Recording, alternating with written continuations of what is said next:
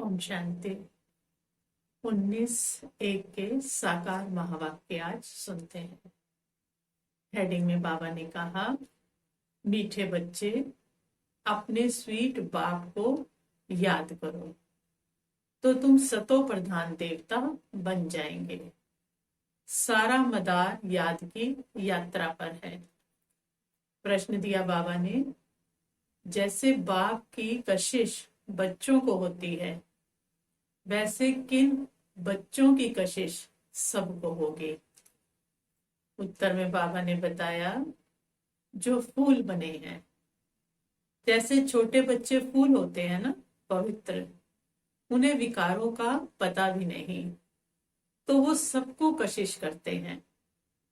ऐसे तुम बच्चे भी जब फूल अर्थात पवित्र बन जाएंगे तो सबको कशिश होगी। तुम्हारे में विकारों का कोई भी कांटा नहीं होना चाहिए। ओम शांति। रूहानी बच्चे जानते हैं कि ये पुरुषोत्तम संगम युग है। अपना भविष्य का पुरुषोत्तम मुख देखते हो? बाबा पूछ रहे हैं।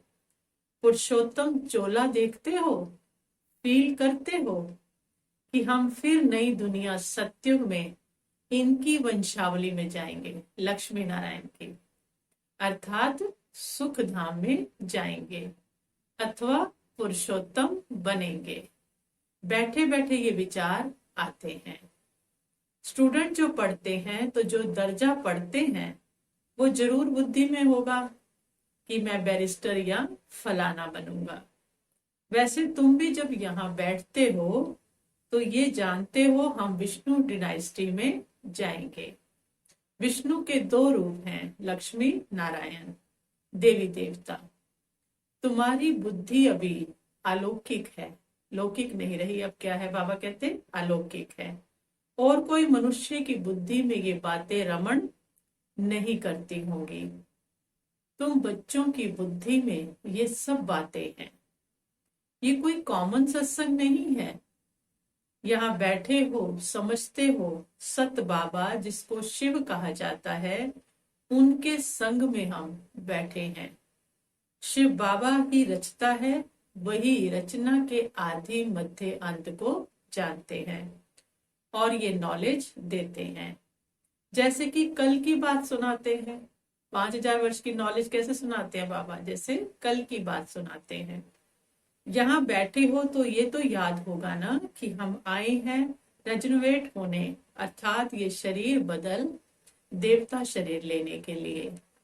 आत्मा कहती है हमारा ये तमो प्रधान पुराना शरीर है, इसे बदलकर ऐसा लक्ष्मी नारायण बनने का है। एम ऑब्जेक्ट कितनी श्रेष्ठ है। पढ़ाने वाला टीचर जरूर पढ़ने वाले स्टूडेंट से होशियार होगा ना। पढ़ाते हैं, कौन है पढ़ाने वाला? वो सुप्रीम, वो परमात्मा। तो बाबा कहते हैं पढ़ाते हैं, अच्छे कर्म सिखलाते हैं, तो जरूर ऊंच होगा ना। तुम जानते हो हमको सबसे ऊंच ते ऊंच भगवान पढ़ाते हैं। भविष्य में हम सो देवता बनेंगे। हम जो पढ़ते हैं सो भविष्य नई दुनिया के लिए पढ़ते हैं और कोई को भी नई दुनिया का पता नहीं है। तुम्हारी बुद्धि में अब आता है ये लक्ष्मी नारायण नई दुनिया के मालिक थे, तो जरूर फिर रिपीट होगा ना। तो बाप समझाते हैं तुमको पढ़ाकर मनुष्य से देवता बनाता हूं। देवताओं में भी जरूर नंबरवार होंगे ना, एक जैसे तो नहीं बनेंगे, सब नंबरवार होंगे क्योंकि सारे पद अलग हैं। दैवी राजधानी होती है ना। तुम्हारा सारा दिन यही ख्यालात चलता होगा कि हम आत्मा हैं। हमारी आत्मा जो पतित थी सो अब पावन बनने के लिए पावन बाप को याद करती है। याद का अर्थ भी समझना है। आत्मा याद करती है अपने स्वीट बाप को। बाप खुद कहते हैं बच्चे मुझे याद करने से तुम सतो प्रधान देवता बन जाएंगे। सारा मदार याद की यात्रा पर है। बाप जरूर पूछेंगे, बच्चे कितना समय याद करते हो? याद करने में ही माया की लड़ाई होती है। तुम खुद समझते हो ये यात्रा नहीं, परंतु जैसे कि लड़ाई है। इसमें विघ्न बहुत पड़ते हैं। यात्रा नहीं, जैसे कि बाबा कहते, क्या लगता है तुम बच्चों को, जैसे कि लड़ाई है, क्योंकि इसमें विघ्न बहुत पड़ते हैं। याद की यात्रा में रहने में ही माया विघ्न डालती है, अर्थात याद भुला देती है। कहते भी हैं बाबा, हमको आपकी याद में रहने से माया के तूफान बहुत लगते हैं। नंबर 1 तूफान है देह अभिमान का, फिर है काम क्रोध लोभ मोह अहंकार, सारे आ जाते हैं। आज काम का तूफान, कल क्रोध का तूफान, फिर लोभ का तूफान आया, आते ही रहते हैं। आज हमारी अवस्था अच्छी रही, कभी तो तूफान आए, कभी बच्चे कहते हैं आज हमारी अवस्था अच्छी रही, कोई भी तूफान नहीं आया। तो कितने खुश होते हैं बच्चे जब कोई तूफान नहीं आता। बाबा कहते याद की यात्रा में सारा दिन रहे, बड़ी खुशी थी। बाबा को बहुत याद किया। जब ऐसा होता है तो कितनी खुशी होती है कि बाबा को बहुत याद किया। याद में प्रेम के आंसू बहते रहते हैं। बाप की याद में रहने से बाबा कहता तुम मीठे बन जाएंगे। मीठा बाबा है ना, तो उस मीठे को याद करेंगे तो क्या हो जाएंगे, मीठे बन जाएंगे। तुम बच्चे ये भी समझते हो कि हम माया से हार खाते खाते कहाँ आकर पहुंचे हैं। बच्चे हिसाब निकालते हैं कि कल्प में कितने मास कितने दिन हैं। बुद्धि में तो आता है ना। अगर कोई कहे लाखों वर्ष आयु है तो फिर तो कोई हिसाब थोड़ी हो सकेगा। बाप समझाते हैं ये सृष्टि का चक्र फिरता रहता है। इस सारे चक्र में हम कितने जन्म लेते हैं, कैसे डिनाइस्टी में जाते हैं, ये तो जानते हो ना। ये बिल्कुल नई बातें, नई नॉलेज है, नई दुनिया के लिए। नई दुनिया स्वर्ग को कहा जाता है। तुम कहेंगे हम अभी मनुष्य हैं, देवता बन रहे हैं। देवता पद है ऊंच। तुम बच्चे जानते हो हम सबसे न्यारी नॉलेज ले रहे हैं। हमको पढ़ाने वाला बिल्कुल न्यारा और विचित्र है, जिसका कोई चित्र नहीं है ये शरीर का। उनको ये साकार चित्र नहीं है, ये बॉडी नहीं है उनको, वो है ही निराकार। तो ड्रामा में देखो कैसा अच्छा पाठ रखा हुआ है। बाप पढ़ाए कैसे, फिर शरीर तो है नहीं उसको, तो खुद बतलाते हैं मैं फलाने तन में आता हूँ। किस तन में आता हूँ वो भी बताते हैं। मनुष्य मूंझते हैं, क्या एक ही तन में आएगा, क्वेश्चन करते हैं कि तन में आएगा, परंतु ये तो ड्रामा है ना, रिपीट होता है, इसमें चेंज हो नहीं सकती। ये बातें तुम ही सुनते हो और धारण करते हो और सुनाते हो कि कैसे हमको शिव बाबा पढ़ाते हैं। हम फिर और आत्माओं को पढ़ाते हैं। बाबा हमें पढ़ाते हैं तो हम और आत्माओं को पढ़ाते हैं। पढ़ती तो आत्मा ही है। आत्मा ही सीखती और सिखलाती है। आत्मा मोस्ट वैल्यूबल है। ये शरीर थोड़ी, शरीर भी है वैल्यूबल, लेकिन आत्मा मोस्ट वैल्यूबल है। आत्मा अविनाशी और अमर है। सिर्फ शरीर खत्म होता है, 5 तत्वों का है ना, तो यही खत्म हो जाता है। हम आत्माएं अपने परम पिता परमात्मा से नॉलेज ले रही हैं। रचयिता और रचना के आदि मध्य अंत 84 जन्मों की हम नॉलेज ले रहे हैं। नॉलेज कौन लेते हैं, कौन ले रही है नॉलेज इस समय? आत्मा ले रही है। आत्मा अविनाशी है, तो मोह भी रखना चाहिए, लेकिन किसमें? अविनाशी चीज में, न कि विनाशी चीज में।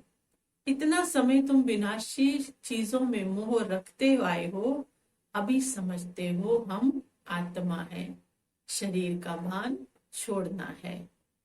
कोई कोई बच्चे लिखते भी हैं, मुझ आत्मा ने ये काम किया, मुझ आत्मा ने आज ये भाषण किया, मुझ आत्मा ने आज बाबा को बहुत याद किया। वो है सुप्रीम आत्मा, नॉलेज फुल। तुम बच्चों को कितनी नॉलेज देते हैं। मूल वतन सूक्ष्म वतन को तो तुम जानते हो ना। मनुष्यों की बुद्धि में तो कुछ भी नहीं है। हमें भी किसने बताया? बाबा ने बताया ना। तुम्हारी बुद्धि में है, रचता कौन है, इस मनुष्य सृष्टि का क्रिएटर गाया जाता है। तो जरूर कर्तव्य में तो आता होगा ना।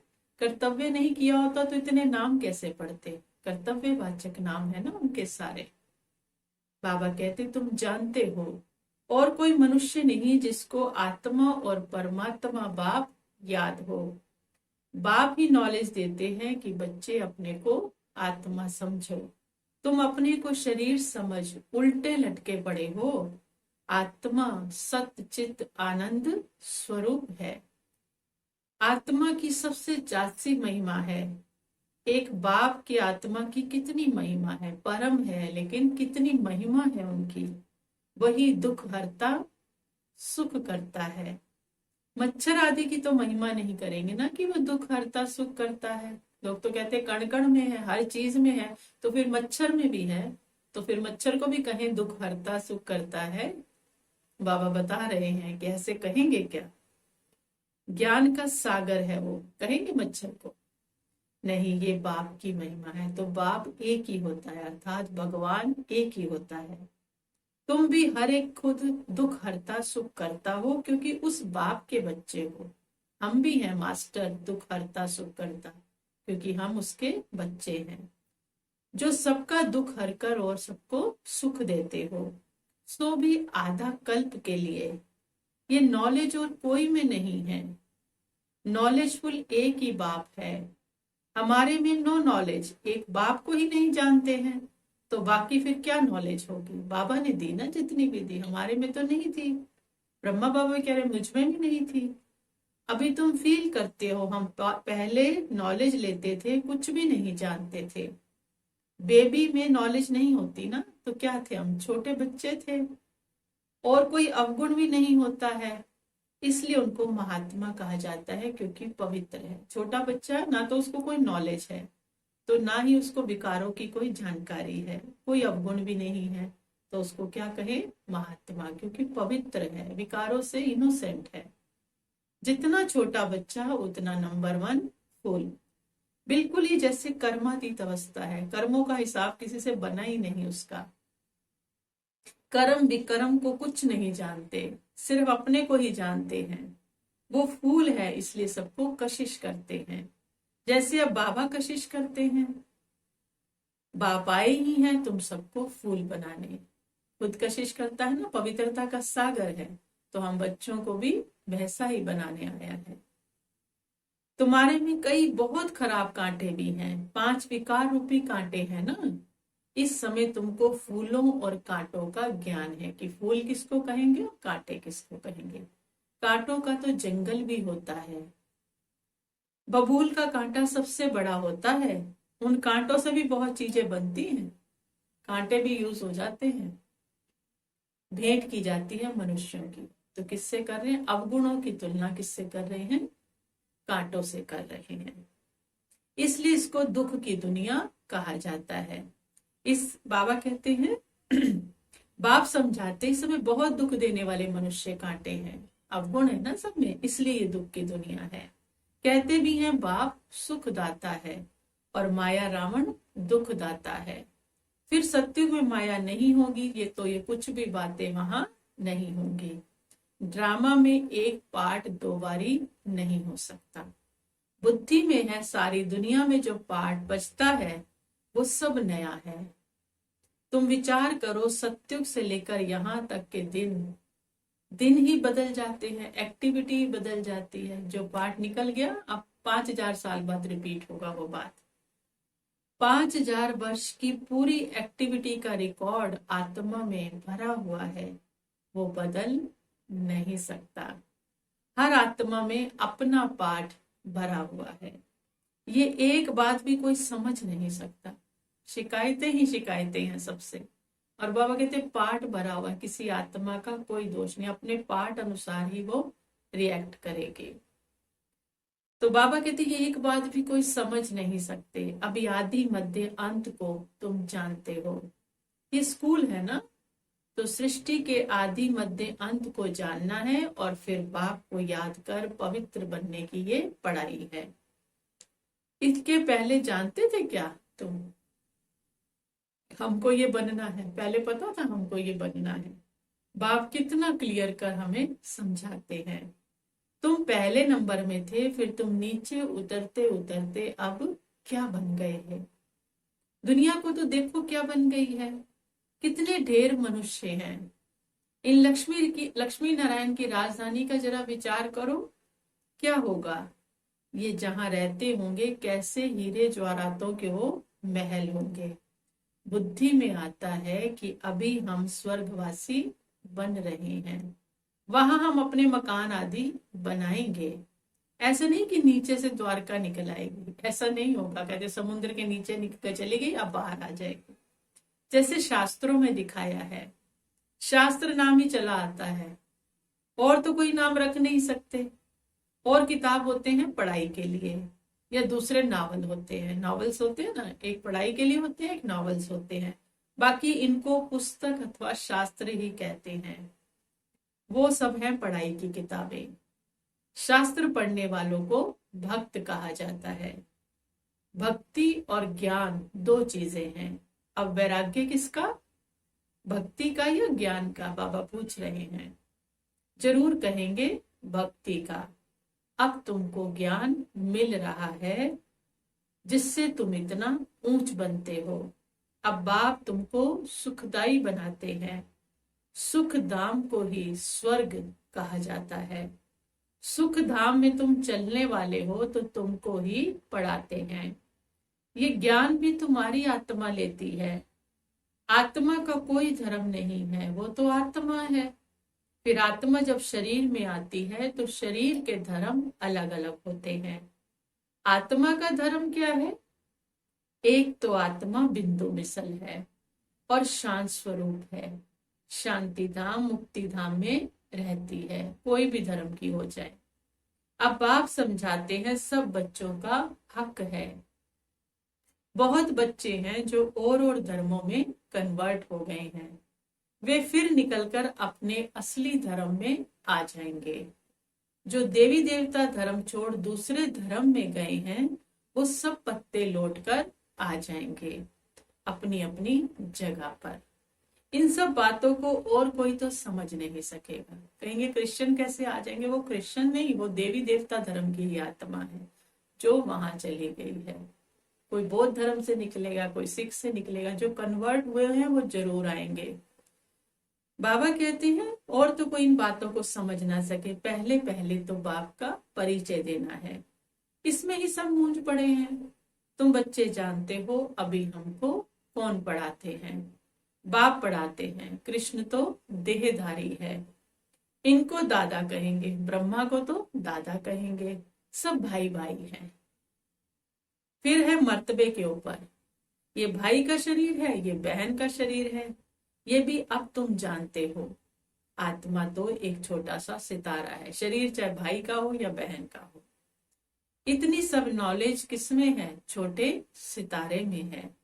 सितारा शरीर के सिवाय बात भी नहीं कर सकता। सितारे को पाठ बजाने के लिए अंग चाहिए, कर्मेंद्रियां चाहिए। इन कर्मेंद्रियों से वो पाठ बजाता है। सितारों की दुनिया ही अलग है। फिर यहाँ आकर आत्मा शरीर धारण करती है। वो है आत्माओं का घर। परम धाम क्या है? आत्माओं का घर है। आत्मा छोटी बिंदी है, शरीर तो बड़ी चीज है। तो उनको कितना याद करते हैं? अभी तुमको याद करना है एक परम पिता परमात्मा को। यही सत्य है। जबकि आत्माओं और परमात्मा का मेला होता है। गायन भी है, आत्मा परमात्मा अलग रहे बहुकाल। हम बाबा से अलग हुए हैं ना, हम सब आत्माएं अपने पिता से अलग हुए हैं। याद आता है कितना समय अलग हुए हैं। बाप जो कल्प कल्प सुनाते आए हैं वही आकर सुनते हैं। इसमें जरा भी फर्क नहीं हो सकता। सेकंड बाय सेकंड जो एक्ट चलती है वो नहीं। एक सेकंड पास होता है, मिनट पास होता है, उसको जैसे छोड़ते जाते हैं। वो दोबारा नहीं आएगा ना। 5000 बार हर कल्प बाद रिपीट होगा, वही 5000 का चक्कर। लेकिन जो सेकंड बीत गया अब दोबारा नहीं होगा। पास होता जाता है, ताकि कहेंगे इतने वर्ष, इतने दिन, मिनट, इतने सेकंड पास करके आए हैं। पूरा 5000 वर्ष होगा, फिर एक नंबर से शुरू होगा। एक्यूरेट हिसाब है ना। मिनट सेकंड सब नोट करते हैं। अभी तुमसे कोई पूछे इसने कब जन्म लिया था, तुम गिनती कर बताते हो। कृष्ण ने पहले नंबर में जन्म लिया है, कृष्ण का पूछे तो गिनती करके बताते हैं तब जन्म लिया। शिव का तो मिनट सेकंड कुछ भी नहीं निकाल सकते हो। कृष्ण की तिथि तारीख पूरा लिखा हुआ है। मनुष्यों की घड़ी में फर्क पड़ सकता है मिनट सेकंड का, शिव बाबा के अवतरण में तो बिल्कुल फर्क नहीं पड़ सकता। पता भी नहीं पड़ता कि कब आया, ऐसे भी नहीं कि साक्षात्कार हुआ तब आया, नहीं, अंदाज से कह देते हैं। बाकी ऐसे नहीं उस समय प्रवेश हुआ, साक्षात्कार हुआ कि हम फलाना बनेंगे। जब प्रवेश हुआ तो खुद को ब्रह्मा को साक्षात्कार हुआ कि हम ये बनेंगे। अच्छा, फिर धारणा के लिए बाबा ने कहा सुख धाम में चलने के लिए सुखदाई बनना है, सबके दुख हरकर सुख देना है, कभी भी दुखदाई कांटा नहीं बनना है। इस विनाशी शरीर में आत्मा ही मोस्ट वैल्यूबल है, वही अमर अविनाशी है। इसलिए अविनाशी चीज से प्यार रखना है, देह का भान मिटा देना है। फिर वरदान दिया बाबा ने बच्चों को, एक बल एक भरोसे के आधार पर मंजिल को समीप अनुभव करने वाले हिम्मतवान भव। एक बल एक भरोसे के आधार पर मंजिल को समीप अनुभव करने वाले हिम्मतवान भव। बाबा कहते ऊंची मंजिल पर पहुंचने से पहले आंधी तूफान लगते ही है। स्टीमर को पार जाने के लिए बीच भंवर से क्रॉस करना ही पड़ता है। इसलिए जल्दी में घबराओ मत, थको व रुको मत, साथी को साथ रखो तो हर मुश्किल सहज हो जाएगी। हिम्मतवान बन बाप की मदद के पात्र बनो।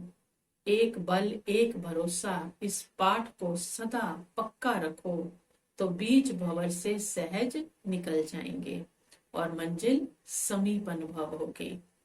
स्लोगन दिया बाबा ने, विश्व कल्याणकारी वो है जो प्रकृति सहित हर आत्मा के प्रति शुभ भावना रखते हैं। कितना ऊंचा बनाना चाहते हैं ना बाबा हमको। कहते विश्व कल्याणकारी वो है जो प्रकृति सहित हर आत्मा के प्रति शुभ भावना रखते हैं। अच्छा, ओम शांति।